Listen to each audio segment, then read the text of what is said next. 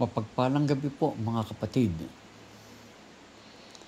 Ang mga pendant pong ito na tinatawag na deliverance ay mga iba't ibang uri ng mga herbs na kinakatakutan po ng mga masasamang espiritu. At sumisira po ito ng mga kapangyarihan ng kasamaan o kadiliman. Napakahiwaga po mga kapatid ko ng pendant na ito. Ito po ay nagpapalaya sa lahat po ng tao na nakagapos po sa iba't ibang uri ng mga gawa ng mga masasamang espiritu. Mga kapatid kong minamahal, ibinilin po ng banal na espiritu po sa akin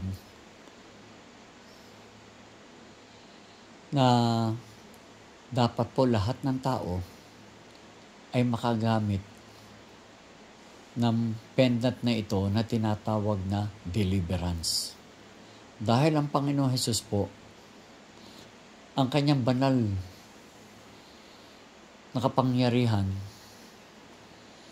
ay maghahari po sa pendant na ito. Pinaghaharian po ito ng kapangyarihan ng Diyos Ama, Diyos Anak, Diyos Espiritong Banal.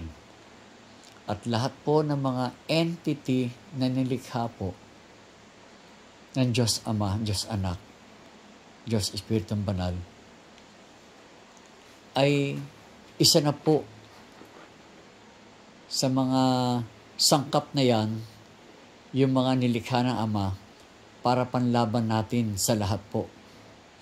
Nagbibigay po ito ng swerte, nagbibigay po ito ng iba-ibang uri ng protection sa atin para po hindi tayo masakop na iba-ibang uri po na tinatawag na black magic. Pagpalain po kayo mga kapatid kong minamahal. Ito na po yung panahon na lalapit na po. Kung makikita niyo po, kaliwat kanan, no? Harap at likod, kung ano-ano ang mga nangyayari sa mundong ibabaw. Ito po ang sinabi ng mahal na Ama na tayong lahat ay manampalataya at magbalik loob sa Kanya. Kaya nga po sinabi ng Ama, ito ang sinisinta kong anak. Siya ang inyong sundin. Kaya napakahiwaga po ng larawan ng kabanal-banalang Diyos Anak upang maging